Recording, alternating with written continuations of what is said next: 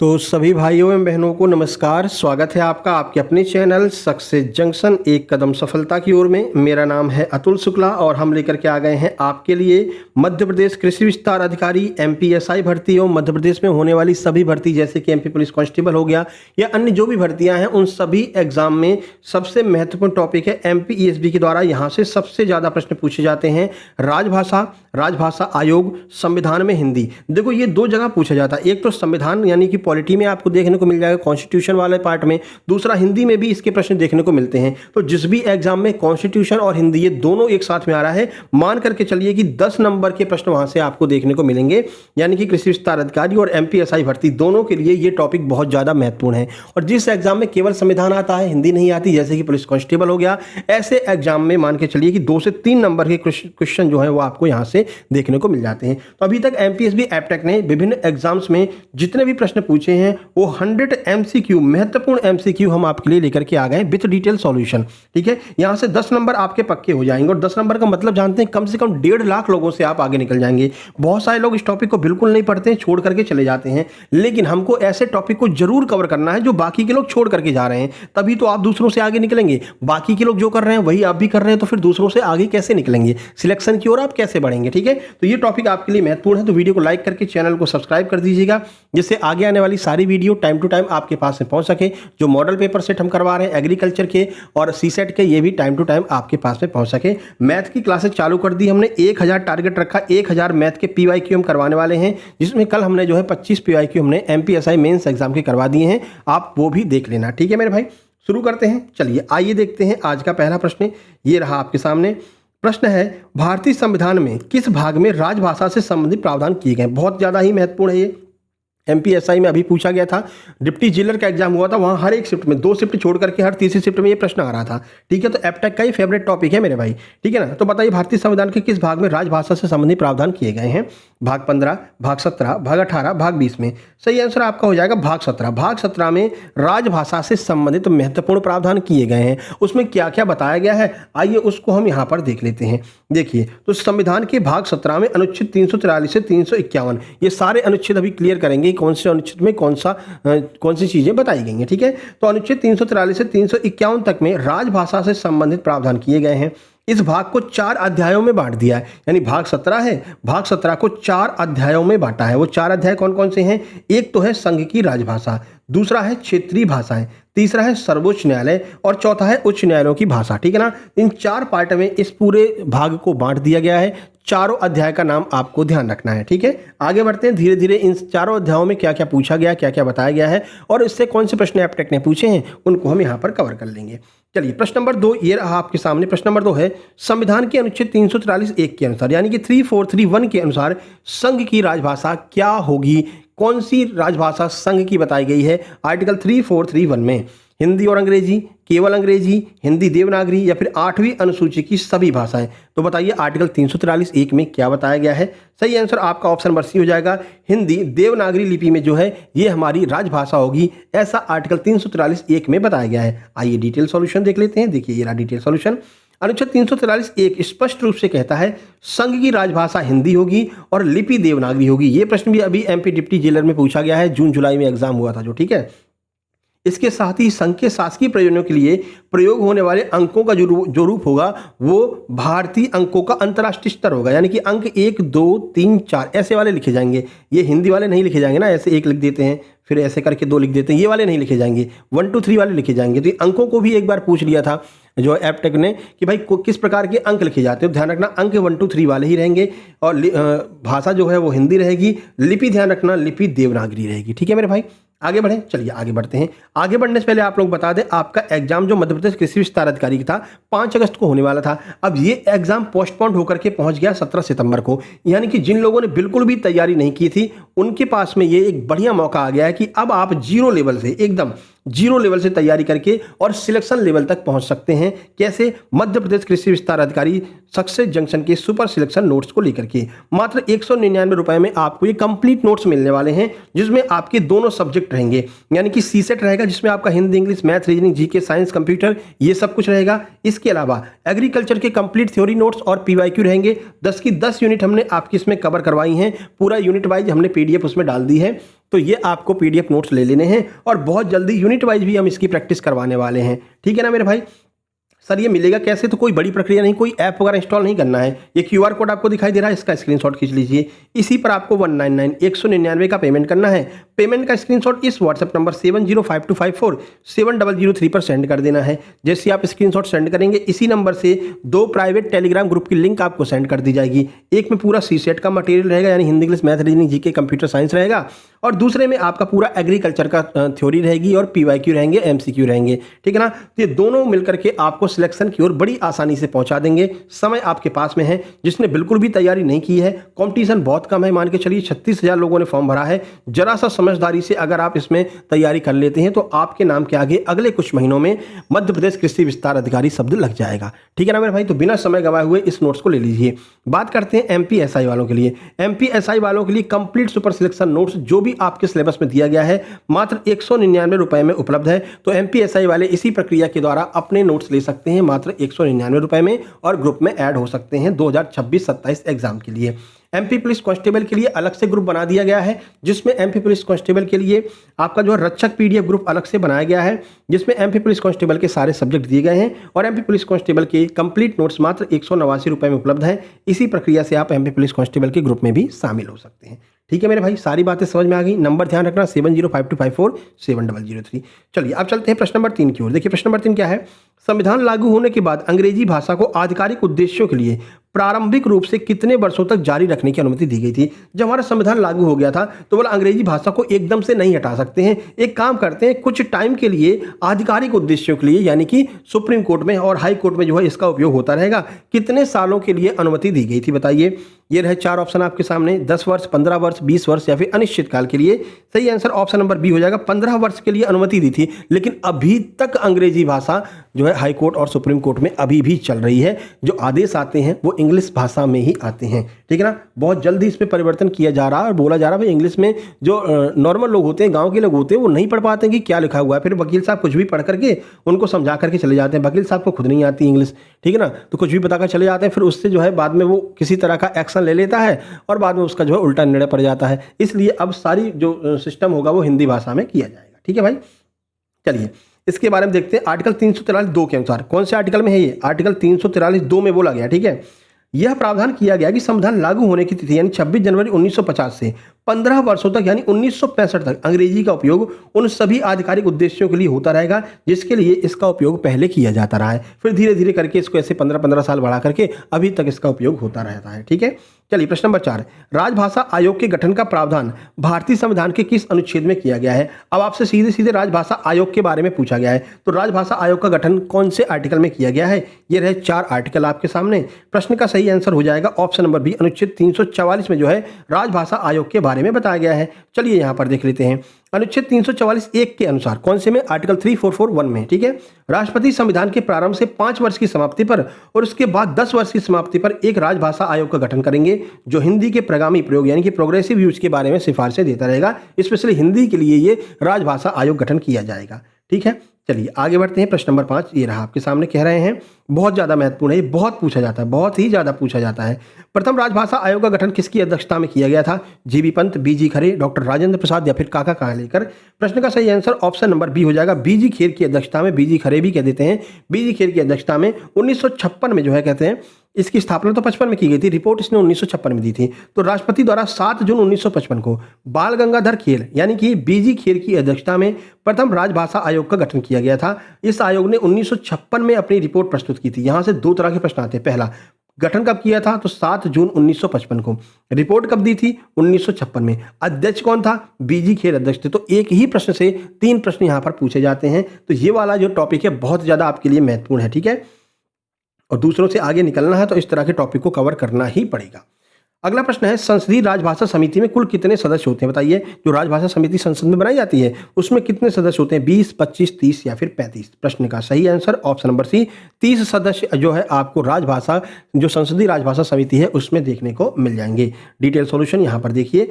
अब ये कौन से आर्टिकल में कहा गया है? तो आर्टिकल 3444 यानी कि 3444 344(4) के अनुसार संसदीय राजभाषा समिति में कुल 30 सदस्य होते हैं, जिनमें से 20 सदस्य लोकसभा से और 10 सदस्य राज्यसभा से आनुपातिक प्रतिनिधित्व के आधार पर, जैसे राष्ट्रपति का जो है वो होता है ना चुनाव, उसी के आधार पर जो है कह सकते हैं 20 और 10 सदस्य चुने जाते हैं।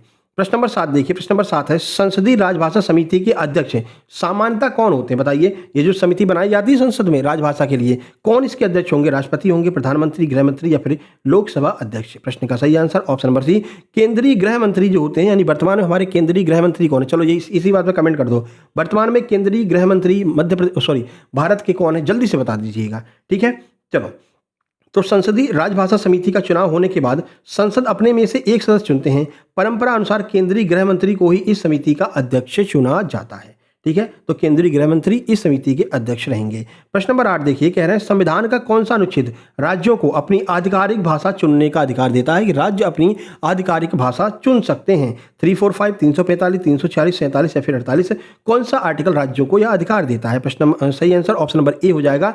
आर्टिकल 345 345 कहता है भाई तुम अपनी भाषा खुद चुन सकते हो। देखिए, अनुच्छेद 345 के अंतर्गत किसी राज्य का विधानमंडल कानून द्वारा उस राज्य में बोली जाने वाली एक या अधिक भाषाओं या हिंदी को राज्य के सभी या किन्हीं प्रशासकीय प्रयोजनों के लिए प्रयोग में लाई जाने वाली भाषा के रूप में प्रयोग कर सकता है। जैसे तमिलनाडु में चले जाएंगे तो तमिल रहती है ना, आंध्र प्रदेश में चले जाएंगे तो वहाँ पर तेलुगु रहती है, कन्नड़ रहती है। तो जो साउथ वाली जो लोग हैं वो अपने हिसाब से उन्होंने अपनी भाषा को उसमें इंट्रोड्यूस कर दिया है और इस आर्टिकल के तहत 345 के तहत वो अपने सारे काम जो है इस भाषा में करवाते हैं। ठीक है, चलिए प्रश्न नंबर 9 देखिए, एक राज्य और दूसरे राज्य के बीच पत्राचार की भाषा का निर्धारण किस अनुच्छेद में किया गया है? यानी दो राज्य जब एक दूसरे को मेल करेंगे या फिर जो है पत्र लिखेंगे तो किस भाषा में लिखेंगे, इसका वर्णन कौन से आर्टिकल में किया गया है, यह आपसे पूछ रहे हैं। देखिए 4 ऑप्शन है, 45 में, 46 में, 47 में या फिर 51 में, कौन से आर्टिकल में? सही आंसर ऑप्शन नंबर बी, अनुच्छेद 346 में ये बताया गया है। देखो, अनुच्छेद 346 के अनुसार संघ की राजभाषा जो वर्तमान में अंग्रेजी या हिंदी है अधिकृत है। ठीक है, वहीं एक राज्य दूसरे राज्य तथा राज्य और संघ के बीच में पत्राचार की जो भाषा होगी वो पत्राचार की कौन होगी? राजभाषा कहलाएगी। ठीक है ना, ये आर्टिकल 346 के अनुसार बताया गया है। अगला 10 नंबर देखिए, उच्चतम न्यायालय यानी कि सुप्रीम कोर्ट और उच्च न्यायालय हाई कोर्ट की सभी कार्यवाही अंग्रेजी में होगी, यह किस अनुच्छेद में वर्णित है? कौन से आर्टिकल में ऐसा बोला गया है कि जितनी भी कार्यवाहियां हैं एससी और हाई कोर्ट की, ये सभी जो कार्यवाहियां हैं वो अंग्रेजी में होंगी? बताइए, 347, 348, 349, 350? सही आंसर अनुच्छेद 348।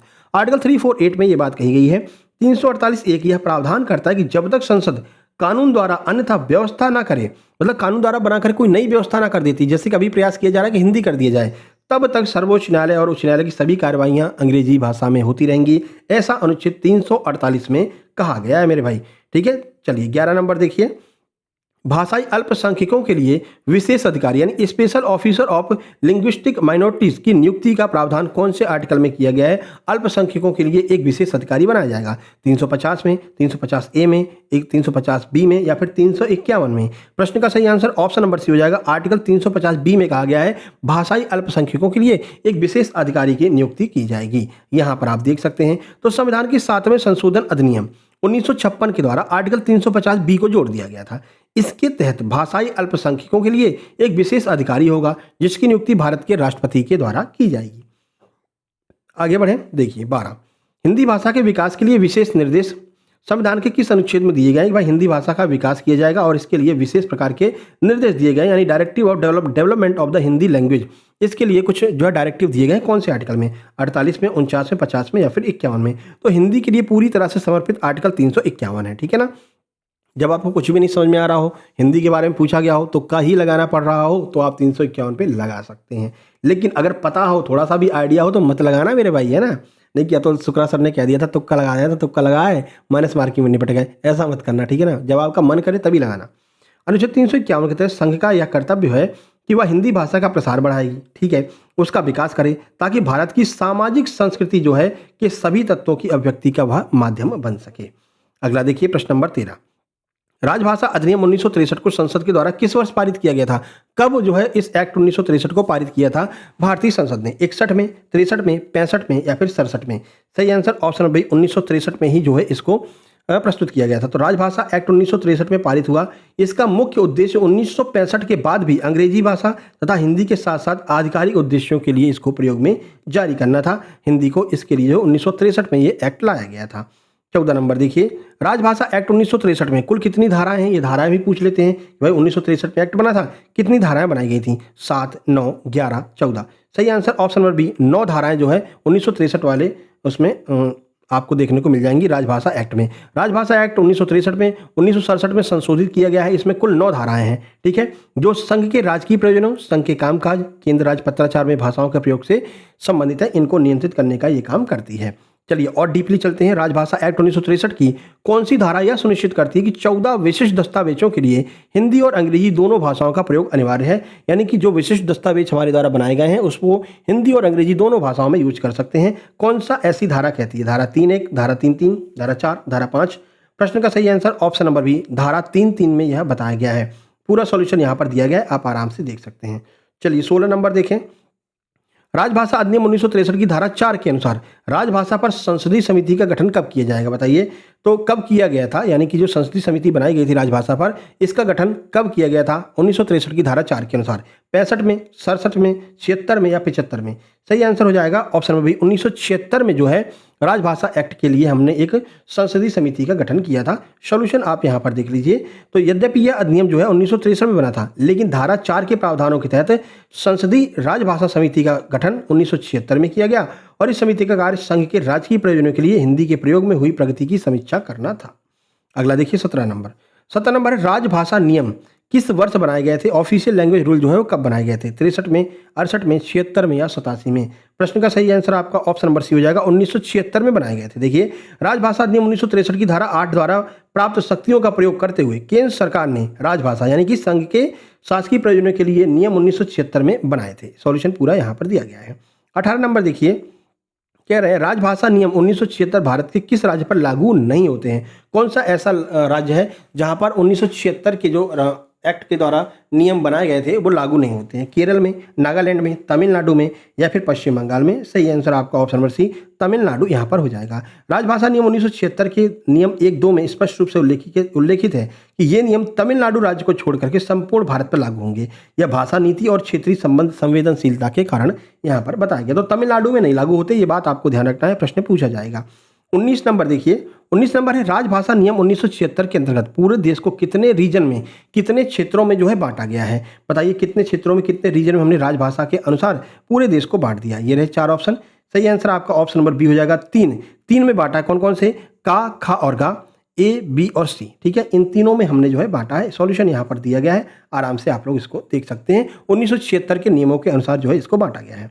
20 नंबर देखिए, निम्नलिखित में से कौन सा राज्य का क्षेत्र यानी कि रीजन ए के अंतर्गत नहीं आता? अब यहाँ से बहुत प्रश्न बने थे, अभी पूछे गए थे भाई रीजन सी में कौन सा आता है, रीजन ए में कौन सा है, रीजन बी में कौन सा है? तो ये डीपली पढ़ना ही पड़ेगा मेरे भाई अगर दूसरों से आगे निकलना है। तो कह रहा भाई रीजन ए के अंतर्गत कौन नहीं आता? बताइए, उत्तर प्रदेश, बिहार, गुजरात, राजस्थान, कौन नहीं आता रीजन ए में? सही आंसर आपका ऑप्शन नंबर सी, गुजरात नहीं आता इसमें। देखिए, तो गुजरात जो है वो रीजन बी में आता है, ठीक है ना, ए में नहीं है, रीजन बी में है।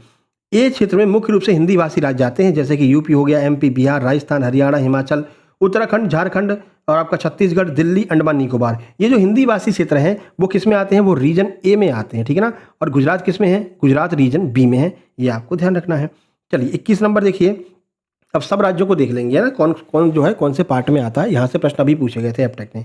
पंजाब और महाराष्ट्र राजभाषा नियमों के अनुसार कौन से क्षेत्र में आएंगे? बताइए, पंजाब और महाराष्ट्र कौन से क्षेत्र में आएंगे? सही आंसर खा क्षेत्र, और रीजन बी में आएंगे। क्यों? क्योंकि ये स्पेशल इनके यहाँ जो है भाषा बोली जाती है। महाराष्ट्र में मराठी बोली जाती है, पंजाब में पंजाबी बोली जाती है। तो खा क्षेत्र में ऐसे राज्य शामिल हैं जहाँ हिंदी दूसरी भाषा के रूप में समझी जाती है, यानी कि मेन भाषा उनकी वही होती है, जैसे पंजाब में पंजाबी, महाराष्ट्र में मराठी, ठीक है ना। जैसे गुजरात, महाराष्ट्र, पंजाब और केंद्र शासित प्रदेश चंडीगढ़, दमन और दीव, दादरा और नागर हवेली, ये ऐसे हैं जहां पर हिंदी दूसरे नंबर पर आती है, इसलिए इनको पार्ट बी में रखा गया है, ठीक है। चलिए 22 नंबर, पश्चिम बंगाल और ओडिशा को किस क्षेत्र में रखा गया? कौन से रीजन में रखा पश्चिम बंगाल ओडिशा को? का में, खा में, गा में? बताइए, या विशेष क्षेत्र में? सही आंसर ऑप्शन नंबर सी हो जाएगा। इसको गा क्षेत्र में रखा, रीजन सी में। क्यों रखा है आइए देखते हैं। तो का और खा क्षेत्र में सूचीबद्ध राज्यों, केंद्र शासित प्रदेशों को छोड़ करके भारत के बाकी सभी गैर हिंदी भाषी राज्य जैसे पश्चिम बंगाल, ओडिशा, कर्नाटक आदि जो है वो ऑप्शन नंबर सी यानी कि पार्ट सी के अंतर्गत जो है समूह गा के अंतर्गत ये आ जाएंगे। चलिए 23 नंबर देखिए, राजभाषा नियम 1976 के नियम 5 के अनुसार हिंदी में प्राप्त पत्रों का उत्तर किस भाषा में देना होगा? बताइए, अगर हिंदी में आपको पत्र मिलता है तो इसका उत्तर किस भाषा में देंगे? सही आंसर आपको केवल हिंदी में ही देना होगा। यानी कि जो नियम 5 कहता है कि हिंदी में किसी ने आपको लेटर लिखा है तो आप हिंदी में ही उसका रिप्लाई कीजिएगा। ठीक है, पूरा सॉल्यूशन यहाँ पर दिया गया है। नियम 5 बहुत ही सख्त है। इसके अनुसार किसी भी सरकारी कार्यालय में यदि कोई पत्र या आवेदन हिंदी में मिला है तो हिंदी में हस्ताक्षर है तो उसका उत्तर अनिवार्य रूप से हिंदी में ही देना होगा। ऐसा क्यों किया गया? देखो, किसी भी कार्यालय में जब लोग लेटर लिखते हैं, जैसे कि गांव के लोग लेटर लिखते हैं तो हिंदी भाषा में लिखेंगे। अब आपने अगर उनका रिप्लाई इंग्लिश में कर दिया तो उनको समझ में नहीं आएगा ना कि भाई कौन सी भाषा में बोल रहे हैं, हमको समझ में नहीं आ रहा है। तो ये बहुत ही सख्त नियम है कि अगर किसी ने हिंदी में लेटर लिखा है, साइन भी हिंदी में किए हैं, तो आपको रिप्लाई हिंदी में ही देना पड़ेगा। ये आपको नियम नंबर 5 में बताया गया है। ठीक है, चलिए 24 नंबर देखते हैं। 24 नंबर है, केंद्र सरकार के कार्यालयों में किसी कर्मचारी को हिंदी का कार्य साधक ज्ञान प्राप्त माना जाएगा यदि उसने क्या किया? यानी कि उसको हिंदी का ज्ञान है। कैसे मानेंगे हम? कैसे? मैट्रिक यानी 10वीं के या समकक्ष परीक्षा हिंदी विषय के साथ में उत्तीर्ण की हो, ये बात सही होगी, या फिर प्राग परीक्षा उत्तीर्ण की हो, या फिर हिंदी में कार्य करने की घोषणा की हो। बताइए कौन सा ऐसी बात होगी जिससे हम मानेंगे कि हाँ भैया इसको हिंदी की जानकारी है? सही आंसर ऑप्शन नंबर डी हो जाएगा। ये सारे काम अगर उसने कर रखे हैं, इनमें से कोई एक भी काम कर रखा है तो हम ये मानेंगे कि भाई उसको हिंदी का कार्य साधक ज्ञान है, यानी वो हिंदी में काम कर सकता है। ठीक है, सॉल्यूशन यहाँ पर देखिएगा। 25 नंबर देखें। 25 नंबर है, अधिसूचित कार्यालय नोटिफाइड ऑफिस से तात्पर्य उस कार्यालय से जहां के कितने प्रतिशत कर्मचारियों को हिंदी का कार्य साधक ज्ञान प्राप्त हो चुका है। यानी कि ऐसे अधिसूचित कार्यालय हम उनको घोषित करते हैं जहां पर इतने प्रतिशत जो कर्मचारी हैं उनको अगर हिंदी का ज्ञान है तो हम उसको कह देंगे भैया ये नोटिफाइड ऑफिस है, यानी कि अधिसूचित कार्यालय है। बताइए कितने प्रतिशत? सही आंसर ऑप्शन नंबर डी, 80% लोगों को अगर हिंदी का ज्ञान है तो हम कहेंगे ये अधिसूचित कार्यालय है। सॉल्यूशन आप यहाँ पर देख सकते हैं। 26 नंबर चलिए देखिए। 26 नंबर, राजभाषा नियम 1976 के नियम 11 के अनुसार मैनुअल संहिताएं, प्रपत्र, रजिस्टर किस रूप में होने चाहिए? बताइए, जो प्रपत्र मिलते हैं, जो रजिस्टर मिलते हैं, जो मैनुअल मिलते हैं, ये किस भाषा में होनी चाहिए? ये 4 ऑप्शन आपके सामने हैं। रूल 11 कहता है मेरे भाई कि ये द्विभाषी होने चाहिए, यानी बाइलैंग्वेज होने चाहिए। हिंदी में भी और अंग्रेजी में बाइलैंग्वेज होने चाहिए। जैसे हम बाइलैंग्वेज आपको दे रहे हैं तो क्वेश्चन हिंदी में भी लिखा है और इंग्लिश में भी लिखा है, ऑप्शन हिंदी में भी है, इंग्लिश में भी है, आंसर हिंदी में भी है, इंग्लिश में भी है। तो हम आपको बाइलैंग्वेज कंटेंट दे रहे हैं। ठीक है ना। चलिए अगला देखिए, क्वेश्चन नंबर 27, केंद्रीय हिंदी समिति।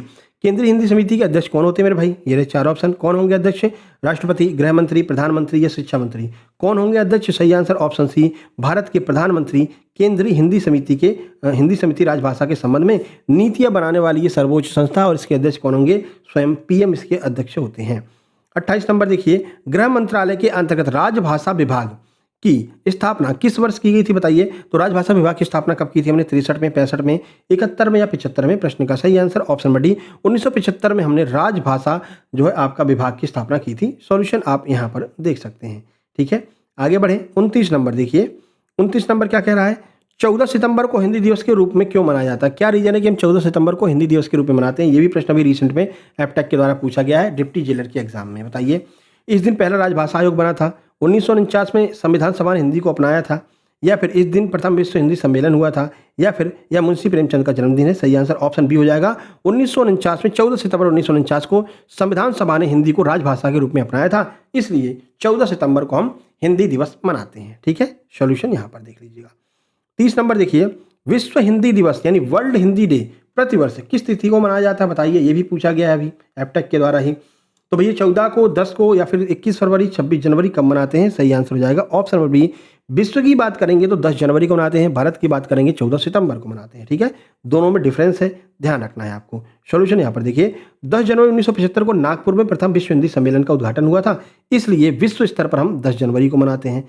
ठीक है, इसी स्मृति में भारत सरकार ने 2006 से प्रतिवर्ष 10 जनवरी को विश्व हिंदी जो है दिवस के रूप में घोषित कर दिया है।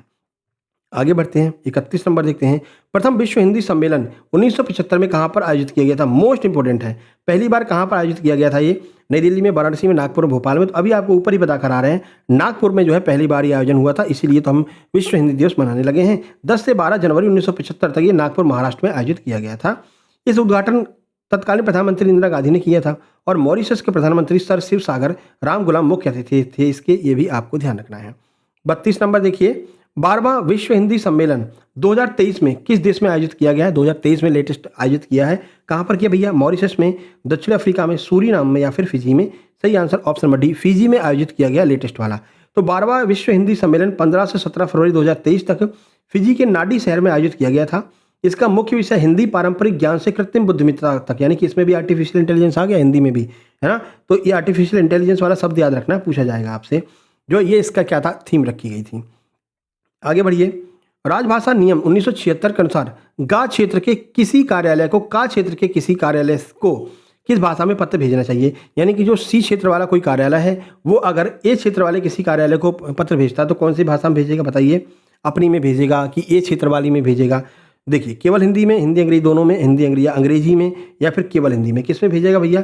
सही आंसर हो जाएगा ऑप्शन नंबर सी, हिंदी अंग्रेजी में भेज सकता है, लेकिन अंग्रेजी अनुवाद के साथ में। ठीक है, अगर हिंदी में भेज रहा है तो अंग्रेजी अनुवाद करके भेजेगा। ठीक है, ये बात आपको ध्यान रखनी है। चलिए यहाँ पर सॉल्यूशन देखिए, नियम 4 में ये बात सारी कही गई है। 34 नंबर देखते हैं। भारत सरकार के द्वारा राजभाषा कार्यान्वयन में उत्कृष्ट प्रदर्शन के लिए मंत्रालयों यानी विभागों को कौन सा पुरस्कार दिया जाता है। अगर वो राजभाषा के लिए अच्छा काम करते हैं तो कौन सा अवार्ड उनको दिया जाता है। देखिए ये रहे 4 ऑप्शन, राजभाषा गौरव अवार्ड, राजभाषा कीर्ति पुरस्कार, राजभाषा सम्मान, या फिर भारत भारती पुरस्कार। सही आंसर ऑप्शन नंबर बी, राजभाषा कीर्ति पुरस्कार दिया जाता है। ये रहा सॉल्यूशन, आप लोग देख लीजिएगा, क्योंकि 100 प्रश्न है, सॉल्यूशन सहित कराएंगे तो समय लगेगा, 1.5 घंटा लग जाएगा। हम इसको 1 घंटे के अंदर अंदर कंप्लीट करना चाहते हैं, तो सॉल्यूशन आप वीडियो को पॉज करके आराम से पढ़ लेंगे। ठीक है, चलिए 35 नंबर देखिए, कह रहे हैं राजभाषा अधिनियम 1963 की किस धारा में यह प्रावधान किया गया कि संसद में कार्य हिंदी या अंग्रेजी में किया जा सकता है। भाई बताओ 1963 की कौन सी धारा में कहा गया है, 3, 4, 5 या फिर 7 में। सही आंसर ऑप्शन नंबर धारा 3 बोलती है कि भाई संविधान के अनुच्छेद 120 में संसद की भाषा का जिक्र है। राजभाषा एक्ट की धारा 3 में अंग्रेजी के निरंतर उपयोग 1965 के बाद भी जो है वैधानिक जो है मान्यता प्रदान कर दी गई है। वैसे हमने 15 साल के लिए केवल 1965 के लिए बोला था, लेकिन जो हमारा आर्टिकल 120 है उसमें कह दिया भैया तुम इसको अनंत काल तक लगातार यूज में ला सकते हो, ऐसा बोला गया है। अब नया कानून बनेगा तब हट पाएगी। 36, संविधान सभा में राजभाषा का फॉर्मूला किसने प्रस्तुत किया था जिसे जो है बाद में स्वीकार किया गया था। बताइए, तो राजभाषा का फॉर्मूला किसने दिया था बताइए। ये 4 ऑप्शन आपके सामने हैं। प्रश्न का सही आंसर आपका हो जाएगा option number B, N Gopal Swami Ayyar और के एम मुंशी के द्वारा ये फॉर्मूला दिया गया था। राजभाषा फॉर्मूला बहुत ही महत्वपूर्ण है। सॉल्यूशन आप यहाँ पर देख सकते हैं मेरे भाई। ठीक है, 37 नंबर देखिए, उच्च न्यायालयों के निर्णयों और आदेशों में हिंदी या राजभाषा के प्रयोग को प्राधिकृत करने का अधिकार किसे है। कौन इसको प्राधिकृत कर सकता है हिंदी को बताइए। भारत के मुख्य न्यायाधीश कर सकते हैं, राज्य के मुख्यमंत्री कर देंगे, राष्ट्रपति की पूर्व सहमति पर राज्यपाल करेंगे, या फिर केंद्रीय कानून मंत्री करेंगे। कौन करेगा भैया, ऑप्शन नंबर सी, राष्ट्रपति की पूर्व सहमति पर राज्य के राज्यपाल, क्योंकि आप राज्यों में लागू कर रहे हो तो राज्य के राज्यपाल करेंगे, लेकिन कब, जब राष्ट्रपति उनको ऑलरेडी कह देगा कि हाँ अब तुम लागू कर सकते हो। सॉल्यूशन यहाँ पर देखिएगा। 38 नंबर देखिए, नगर राजभाषा कार्यान्वयन समिति यानी कि टॉलिक, ठीक है, town official language implementation committee की बैठक वर्ष में कितनी बार आयोजित की जानी चाहिए। बताइए कितनी बार आयोजित की जाएगी ये बैठक। ये रहे 4 ऑप्शन आपके सामने। सही आंसर आपका हो जाएगा ऑप्शन नंबर बी, 2 बार आयोजित कर सकते हैं। हर 6 महीने में जो है इसको आयोजित करना अनिवार्य होता है। सॉल्यूशन यहाँ पर आप देख सकते हैं। चलिए 39 नंबर देखिए, राजभाषा नियमों के अनुसार प्रवीण और प्राज्ञ ये क्या है बताइए। अभी शब्द आया था ना प्राज्ञ, उन्होंने प्राज्ञ किया होती है। प्रवीण और प्राज्ञ होता क्या है। ये रहे 4 ऑप्शन, आराम से पढ़ लीजिए। आंसर की ओर चलेंगे, सही आंसर ऑप्शन नंबर सी हो जाएगा। हिंदी शिक्षण योजना के अंतर्गत प्रशिक्षण कार्यक्रम होता है, या तो आपने प्रवीण कर रखा हो या तो आपने प्राज्ञ कर रखा हो, तो ये माना जाएगा कि आप हिंदी में काम कर सकते हैं, आपको हिंदी का ज्ञान है। ठीक है, तो ये एक कार्यक्रम है, जैसे बीएड डीएड नहीं होता है भाई, बीएड डीएड कर लोगे तो बच्चों को पढ़ाने के तुमको सर्टिफिकेट मिल जाएगा, वैसा ये होता है। ठीक है, चलिए सॉल्यूशन यहाँ पर देख सकते हैं कौन कौन से हैं। 3 कार्यक्रम है, एक तो प्रबोध है जो प्रारंभिक है, प्रवीण है जो माध्यमिक है, और प्राज्ञ है जो उच्च है। ठीक है, चलिए 40 नंबर देखिए, संविधान की 8वीं अनुसूची में मूल रूप से कितनी भाषाएं हैं। सबको पता है 8वीं अनुसूची में मूल रूप से, यानी कि जब संविधान आया था तो कितनी भाषाएं शामिल थीं, तब तो 14 भाषाएं थीं, और वर्तमान में कितनी हैं, वर्तमान में 22 है। ठीक है, सॉल्यूशन यहाँ पर देख सकते हैं, केवल 14 भाषाएं थी। विभिन्न संशोधन 21वें, 71वें और 92वें संशोधन के बाद में वर्तमान में कितनी भाषाएं हैं, वर्तमान में 22 भाषाएं हैं। हिंदी में मूल पुस्तक लिखने वाले भारतीय नागरिकों को राजभाषा विभाग द्वारा कौन सा पुरस्कार दिया जाता है। यानी अपनी जो मूल पुस्तक वो अगर केवल हिंदी में आप लिख रहे हो तो राजभाषा विभाग के द्वारा कौन सा पुरस्कार दिया जाएगा। 4 ऑप्शन ये रहे, सही आंसर हो जाएगा राजभाषा गौरव पुरस्कार। तो राजभाषा गौरव पुरस्कार उन लोगों को दिया जाता है जिन्होंने अपनी पुस्तक मूल रूप से हिंदी में ही लिखी है, हिंदी को बढ़ावा दी जाती है, तो ये राजभाषा गौरव पुरस्कार दिया जाता है। ठीक है, सॉल्यूशन देख लीजिएगा। 42 पर चलते हैं, ये रहा 42 है, केंद्रीय अधिनियमों का प्राधिकृत हिंदी अनुवाद तैयार करने की जिम्मेदारी किसके पास में होती है। यानी जो केंद्रीय अधिनियम बनाए जा रहे हैं वो पहली बात तो इंग्लिश में बनाए जाएंगे, तो उनको हिंदी में कौन जो है बदलेगा, कौन इसको हिंदी में कन्वर्ट करेगा? राजभाषा विभाग, विधायी विभाग, शिक्षा मंत्रालय, संसदीय कार्य मंत्रालय। सही आंसर आपका ऑप्शन बी हो जाएगा, विधायी विभाग, कानून मंत्रालय के द्वारा जो है इसको चेंज करवाया जाएगा, कन्वर्ट करवाया जाएगा। और ये 1963 अधिनियम के धारा 5 में ये सारी बातें बताई गई हैं विधायी विभाग के बारे में। ठीक है, आगे बढ़िए। 43 नंबर 43, राजभाषा नियम 1976 के अनुसार कोई कर्मचारी फाइल पर नोट टिप्पणी किस भाषा में लिख सकता है? बताइए, तो किस भाषा में जो है फाइल पर नोट या फिर टिप्पणी लिखी जा सकती है? ये रहे 4 ऑप्शन आपके सामने। तो कोई भी कर्मचारी किस भाषा में लिखेगा? हिंदी या अंग्रेजी, किसी में भी लिख सकता है, दोनों में उसको मान्यता है, किसी में भी वो टिप या फिर टिप्पणी लिख सकता है। सॉल्यूशन ये रहा। 44 देखिए, यदि कोई पत्र या आवेदन हिंदी में प्राप्त होता है तो उसका अनुवाद मांगने पर प्रतिबंध राजभाषा नियमों के किस नियम में है? यानी कि अगर हिंदी में प्राप्त हुआ है तो उसका अनुवाद मांग सकते हैं, ऐसा कौन से जो है नियम में बताया गया है? तो बताइए, नियम 5 में, नियम 6 में, नियम 7 में या फिर नियम 8(2) में? किस में बताया गया है? सही आंसर आपका ऑप्शन नंबर डी, नियम 8(2) में इसके बारे में बताया गया है। सॉल्यूशन आप यहाँ पर देख सकते हैं मेरे भाई। ठीक है, वीडियो को लाइक कर देना भाई, चैनल को सब्सक्राइब कर लेना है ना, जिससे कि लगातार जो अभी प्रैक्टिस सेट भी आने वाले हैं आपके कृषि विस्तार अधिकारी वालों के लिए और MPSI वालों के लिए, है ना, तो तैयार रहना। हर लेवल पर आपको कांस्टेबल वाले भी तैयार रहेंगे। संसदीय राजभाषा समिति अपनी रिपोर्ट किसे सौंपती है भैया? बताइए, PM को, संसद को, राष्ट्रपति को, गृह मंत्री को? किसको सौंपेगी? प्रश्न का सही आंसर ऑप्शन सी, राष्ट्रपति को सौंपेगी संसदीय राजभाषा समिति। जो भी रिपोर्ट बनाएगी अधिनियम 1963 की धारा 4(3) के अनुसार अपने नियम को या फिर जो भी उसने बनाया है वो किसको सौंपेगी? राष्ट्रपति को सौंपेगी। 46, 1976 की राजभाषा जो संशोधन हुआ है, अधिनियम ने अंग्रेजी के प्रयोग को कब तक के लिए अनिवार्य कर दिया है? कब तक जो अंग्रेजी का प्रयोग हो सकता है? 4 ऑप्शन ये रहे। सही आंसर आपका ऑप्शन नंबर बी हो जाएगा, जब तक सभी गैर हिंदी भाषी राज्य इसे समाप्त करने का प्रस्तावना पारित कर दें। यानी कि देखो, हिंदी भाषी राज्य तो अपने बीच वाले एरिया के हो जाते हैं ना, इसके अलावा भाई गुजराती हो गया, गुजरात वाला हो गया, इधर साउथ वाले हो गए, ये सब लोग जब मिल करके कह देंगे कि हाँ इंग्लिश को जो है ख़त्म कर दीजिए, हटा दीजिए, तभी ये इंग्लिश हट जाएगी, नहीं तो नहीं हटेगी। और मुझे नहीं लगता ऐसा कभी हो पाएगा। ठीक है ना मेरे भाई, चलो आगे बढ़ते हैं। पूरा सॉल्यूशन आप यहाँ पर देख सकते हैं। 1947, संविधान की किस अनुसूची में राजभाषाओं की सूची दी गई है? बताइए, कौन से अनुसूची में बताया गया है कि राजभाषाएं कितनी होंगी, कैसे होंगी? 6वीं में, 7वीं में, 8वीं में, 9वीं में?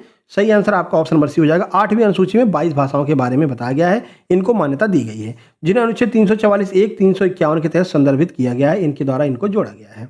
48 देखिए, राजभाषा अधिनियम 1976 के अनुपालन का समग्र उत्तरदायित्व यानी ओवरऑल रिस्पॉन्सिबिलिटी किस पर होती है? कौन इसको जो है अनुपालन कराएगा जो राजभाषा एक्ट 1976 बना है? बताइए, ये 4 ऑप्शन ये रहे आपके सामने। प्रश्न का सही आंसर हो जाएगा ऑप्शन नंबर बी, कार्यालय के जो प्रशासनिक प्रमुख होंगे वो इसको लागू करवाएंगे, उनके ऊपर ये पूरी जिम्मेदारी रहेगी।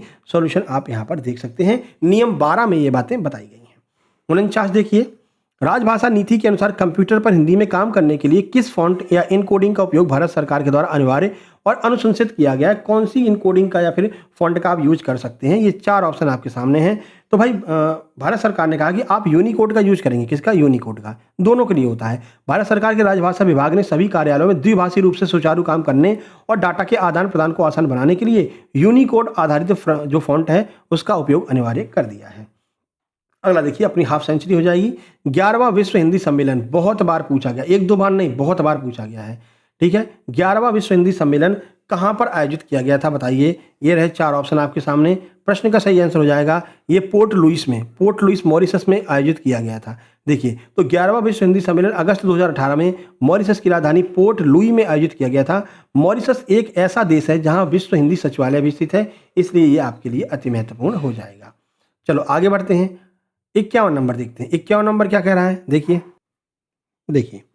51 क्या है? संविधान के किस अनुच्छेद में यह व्यवस्था की गई है कि प्राथमिक स्तर पर मातृभाषा में शिक्षा की पर्याप्त सुविधाएं प्रदान की जाएं? बताइए। तो आर्टिकल 350(a) कहता है कि भाई 7वें संविधान संशोधन अधिनियम 1956 के द्वारा अनुच्छेद 350(a) को जोड़ा गया।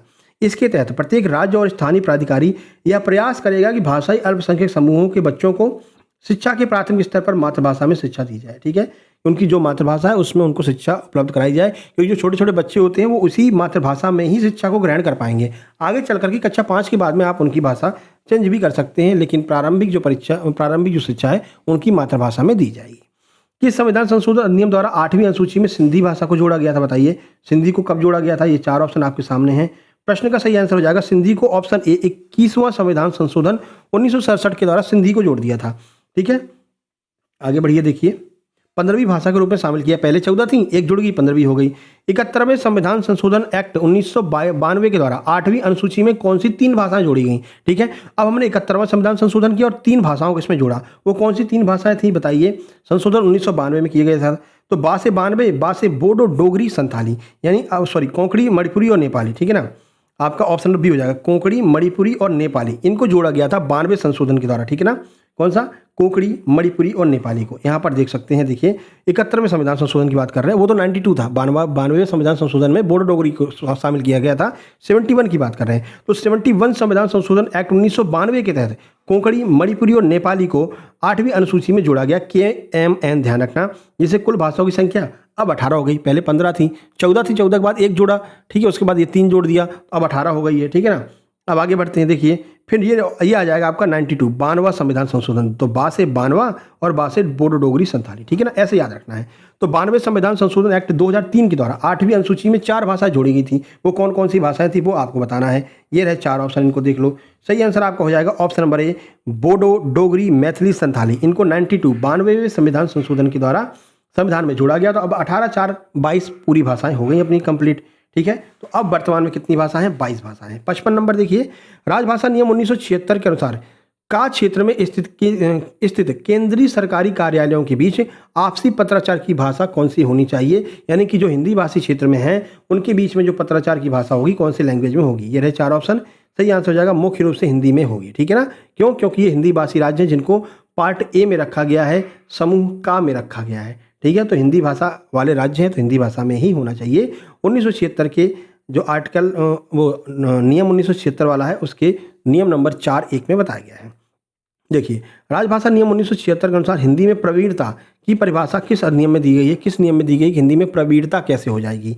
4 ये रहे ऑप्शन आपके सामने। तो रूल नंबर बी यानी कि नियम नंबर 9 में बताया गया है कि भाई हिंदी में प्रवीणता आप कैसे प्राप्त कर सकते हैं। सॉल्यूशन यहाँ पर देख लीजिएगा। 57 नंबर देखिए, 57 नंबर है, राजभाषा नीति के क्रियान्वयन के लिए मंत्रालय स्तर पर गठित सलाहकार समिति का नाम क्या है? बताइए क्या नाम है? तो ये है आपकी हिंदी सलाहकार समिति। ऑप्शन नंबर सी आपका सही आंसर हो जाएगा।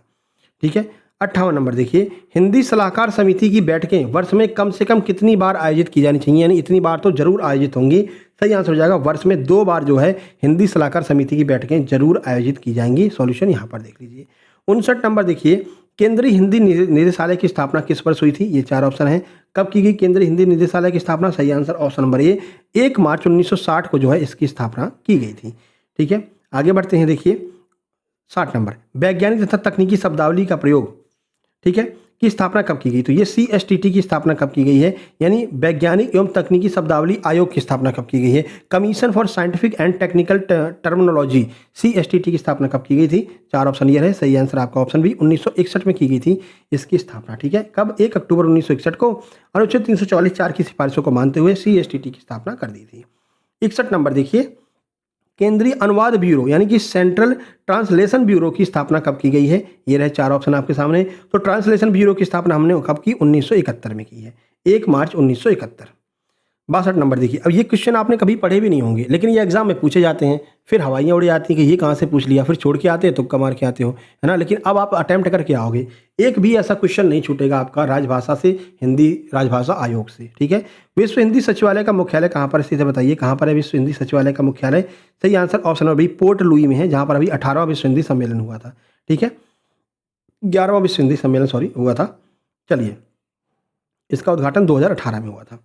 आगे बढ़ते हैं, यहीं 2018 में सम्मेलन हुआ 11वां वाला, और यहीं पर जो है इसका उद्घाटन कर दिया था। विश्व हिंदी सम्मेलन का आयोजन कहाँ पर हुआ है? देखो कौन सा कह रहे हैं, विश्व द्वितीय है ना, सेकंड वाला। तो सेकंड द्वितीय विश्व हिंदी सम्मेलन, सेकंड वर्ल्ड हिंदी कॉन्फ्रेंस का आयोजन कहाँ पर किया गया? ये 4 ऑप्शन आपके सामने हैं। कहाँ पर किया है? सही answer option number B, Port Louis Mauritius में किया है। 28 से 30 अगस्त 1976 तक मॉरिशस की राजधानी पोर्ट लुइस में इसका आयोजन किया गया था। 64 नंबर देखिए, तृतीय विश्व हिंदी सम्मेलन, इसका आयोजन 1983 में कहाँ पर किया गया? ये रहे 4 ऑप्शन आपके सामने। तो इसका आयोजन हमने कहाँ पर किया? नई दिल्ली में किया। ऑप्शन नंबर बी हमारा सही आंसर हो जाएगा। ये भी 28 से 30 अक्टूबर 1983 को भारत की राजधानी नई दिल्ली में किया गया था। 65 नंबर देखिए, 10वां हिंदी सम्मेलन 2015 वाला, ये भारत के किस शहर में आयोजित किया गया था? ये आपके लिए बहुत ज़्यादा महत्वपूर्ण है। 10वां विश्व हिंदी सम्मेलन कहाँ पर किया गया था? सही आंसर भोपाल में, मध्य प्रदेश की राजधानी भोपाल में किया गया था। तो MP वालों के लिए बहुत ज़्यादा महत्वपूर्ण है, इसीलिए MP के एग्जाम में यहाँ से प्रश्न तो जरूर आता है। ये वाला प्रश्न तो हर बार आता है, ठीक है, तो 10 से 12 सितंबर 2015 तक भोपाल मध्य प्रदेश में इसका आयोजन किया गया था। 66 नंबर देखिए, राजभाषा अधिनियम 1963 की धारा 3(3) के अंतर्गत आने वाले 14 दस्तावेजों में निम्नलिखित में से कौन सा शामिल नहीं है। तो पहली बात, कितने दस्तावेज हैं? 14 दस्तावेज हैं। कौन शामिल नहीं है ये आपसे पूछ रहे हैं। ये रहा 4 ऑप्शन आपके सामने। सही आंसर ऑप्शन नंबर सी, कर्मचारियों की जो व्यक्तिगत पत्र हैं उनको इन 14 आदेशों में शामिल नहीं किया गया है। आगे बढ़िए, 67 नंबर देखिए, राजभाषा नियम 1976 के अनुसार गा यानी कि सी क्षेत्र के किसी राज्य से केंद्र सरकार को प्राप्त पत्रों का उत्तर किस भाषा में दिया जाएगा। यानी किसी को सी क्षेत्र से पत्र मिले हैं तो अब इसको कैसे आप इसका रिप्लाई कौन सी भाषा में करेंगे। ये रहे 4 ऑप्शन। सही आंसर आपका हो जाएगा सी, अंग्रेजी में। ठीक है, अंग्रेजी में करेंगे या हिंदी के साथ अंग्रेजी अनुवाद में करेंगे। ठीक है ना, अगर हिंदी में कर रहे हैं तो अंग्रेजी अनुवाद भी रहेगा या फिर केवल अंग्रेजी में भी रिप्लाई कर सकते हैं।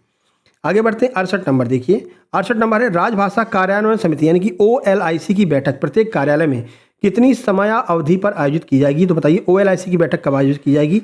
ये 4 ऑप्शन आपके सामने हैं। प्रश्न का सही आंसर आपका हो जाएगा ऑप्शन नंबर बी, प्रति तिमाही यानी कि हर 3 माह पर जो है इसका आयोजन किया जाएगा। आगे बढ़िए भैया, 69 नंबर देखिए, 69, राजभाषा नियम 1976 में अंतिम बार मुख्य संशोधन कब किया गया था। बताइए कब किया अंतिम बार जो है मुख्य संशोधन। सही आंसर ऑप्शन नंबर सी, 2011 में अंतिम बार जो है मुख्य रूप से संशोधन किया गया था। 70 नंबर देखिए, 70 नंबर, केंद्र सरकार के कर्मचारियों के लिए हिंदी शिक्षण योजना किस मंत्रालय के अंतर्गत संचालित की गई थी। तो हिंदी शिक्षण योजना गृह मंत्रालय राजभाषा विभाग के अंतर्गत संचालित की जाती है। सॉल्यूशन ये रहा। 71 देखिए, हिंदी शिक्षण योजना के अंतर्गत नवीनतम और उच्चतम स्तर का पाठ्यक्रम कौन सा जोड़ा गया है। बताइए कौन सा पाठ्यक्रम जोड़ा गया है नवीनतम और उच्चतम स्तर पर, कौन सा पाठ्यक्रम जोड़ा है। ये 4 ऑप्शन है। सही आंसर हो जाएगा ऑप्शन नंबर डी, परंपरागत जो है मतलब पारंगत पाठ्यक्रम को जोड़ा गया है उच्च स्तर पर, हाई लेवल पर। 72 नंबर देखिए, का क्षेत्र यानी ए क्षेत्र के अंतर्गत आने वाले एकमात्र केंद्र शासित प्रदेश कौन सा है जो द्वीप समूह में स्थित है। तो बताइए कौन सा है जो द्वीप समूह में है और पार्ट ए में आता है यानी हिंदी भाषी वो है। ये 4 ऑप्शन आपके सामने हैं। सही आंसर हो जाएगा option number B, Andaman Nicobar है जो हिंदी समूह के अंतर्गत आता है। इसको पार्ट ए में रखा गया है। 73 देखिए, राजभाषा एक्ट 1963 की किस धारा के तहत केंद्र सरकार को नियम बनाने की शक्ति दी गई है। कि केंद्र सरकार नियम बना सकती है राजभाषा आयोग से संबंधित है। सही आंसर ऑप्शन सी, धारा 8 में ये केंद्र सरकार को शक्ति दी गई है। सॉल्यूशन यहाँ पर आप देख सकते हैं।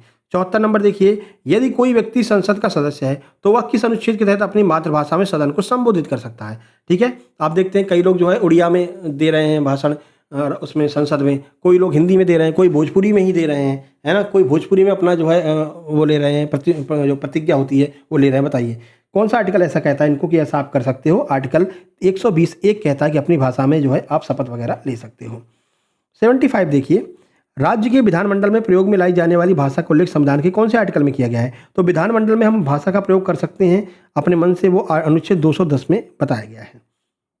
आगे बढ़िए, 76, संविधान के किस अनुच्छेद के तहत किसी व्यक्ति को व्यथा निवारण के लिए संघ या राज्य के किसी अधिकारी को किस भाषा में अभ्यावेदन देना होगा।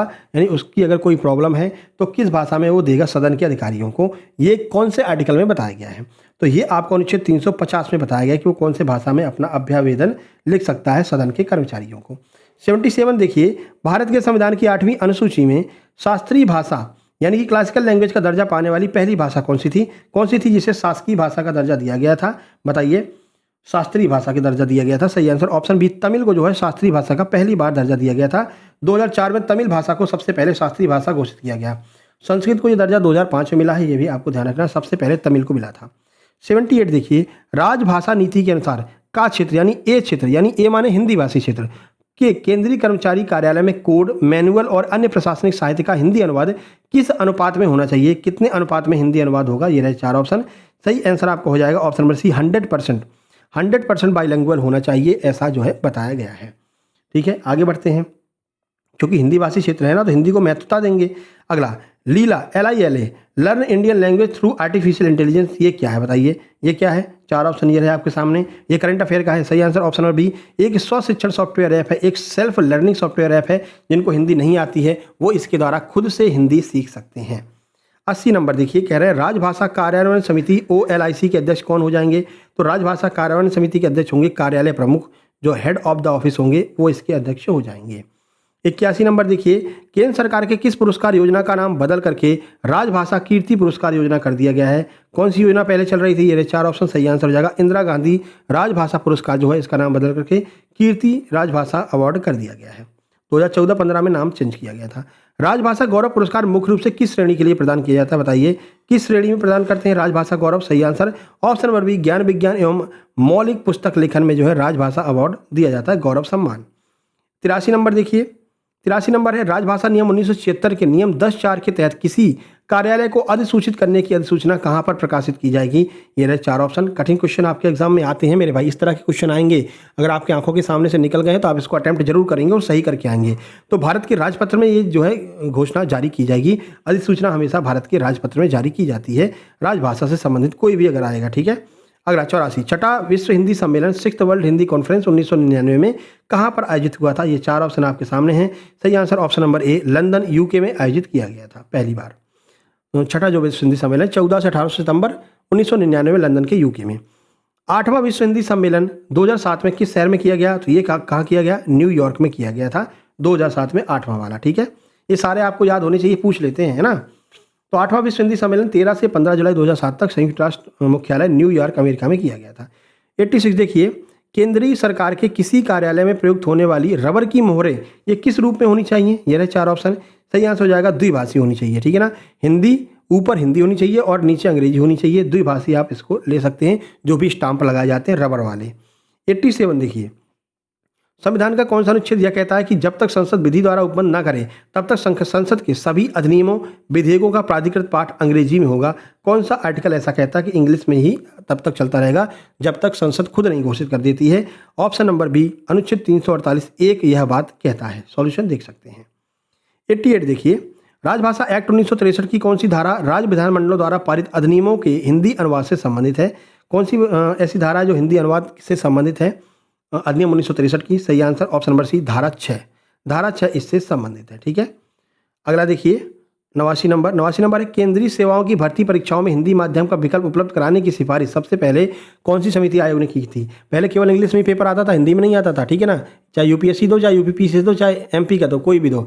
तो फिर एक आयोग बना, बीजी खेर आयोग, इसने कहा भैया हिंदी में भी दो, है ना। जो गाँव के लोग हैं या जो नॉर्मल छात्र हैं वो तो क्वेश्चन ही नहीं सॉल्व कर पाएंगे, उनको तो इंग्लिश उतनी आती नहीं है, ठीक है। तो बीजी खेर महोदय ने ये काम किया, बहुत अच्छा काम किया भैया।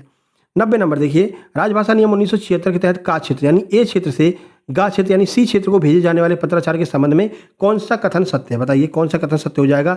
हिंदी भाषी क्षेत्र से आप ऑप्शन नंबर सी, यानी कि सी पार्ट वाले को अगर आप लेटर लिख रहे हैं तो कौन सी भाषा में होगा? सही answer option number B, Hindi में भेजा जा सकता है लेकिन अंग्रेजी अनुवाद की आवश्यकता हो सकती है, ठीक है। तो अंग्रेजी अनुवाद कर दीजिए और हिंदी में लिख करके भेज दीजिए। 91, कंठस्थ क्या है? बताइए कंठस्थ क्या है जिसे राजभाषा विभाग द्वारा विकसित किया गया है? क्या है ये कंठस्थ? करंट अफेयर का प्रश्न है, सही आंसर हो जाएगा मशीन आधारित अनुवाद प्रणाली है कंठस्थ, जिसको भी राजभाषा आयोग द्वारा इसका जो है गठन किया गया है। 92 देखिए, राजभाषा ई महाशब्दकोश का मुख्य उद्देश्य क्या है? बताइए इस ई महाशब्दकोश का क्या उद्देश्य है? सही आंसर ऑप्शन नंबर बी, प्रशासनिक एवं तकनीकी शब्दों के हिंदी अंग्रेजी अर्थ एवं उच्चारण उपलब्ध कराना। आगे बढ़े, सॉल्यूशन देख लीजिएगा। 93, नवा विश्व हिंदी सम्मेलन 2012 ये किस देश में आयोजित किया गया था? तो 2012 वाला कहाँ पर आयोजित किया है? अभी आपको बताया था दक्षिणी अफ्रीका के जोहान्सबर्ग में। जोहान्सबर्ग में 90 नंबर का 22 से 24 सितंबर 2012 तक जोहान्सबर्ग दक्षिण अफ्रीका में आयोजित किया गया था। 94, राजभाषा कार्यान्वयन के संदर्भ में रोस्टर बनाना ये किस नियम से आता है? कौन से नियम में रोस्टर बनाने की परिभाषा दी गई है? सही आंसर नियम 10(3) में ये परिभाषा दी गई है। सॉल्यूशन देख लीजिएगा। आगे बढ़े, अगला आपका एमपीजीके की वीडियो आने वाली है, ठीक है ना। देखिए, यदि कोई केंद्रीय कर्मचारी अपनी सेवा पुस्तिका में प्रविष्टियां हिंदी में दर्ज करवाना चाहते हैं तो उनको क्या करना पड़ेगा? बताइए। तो सही आंसर हो जाएगा ऑप्शन नंबर बी, यह उसका एक अधिकार है और ऐसा किया जाना चाहिए। अगर वो चाह रहे हैं हिंदी में प्रविष्टियां जो है लगाओ तो उनका अधिकार है, आप हिंदी में प्रविष्टि लगा सकते हैं।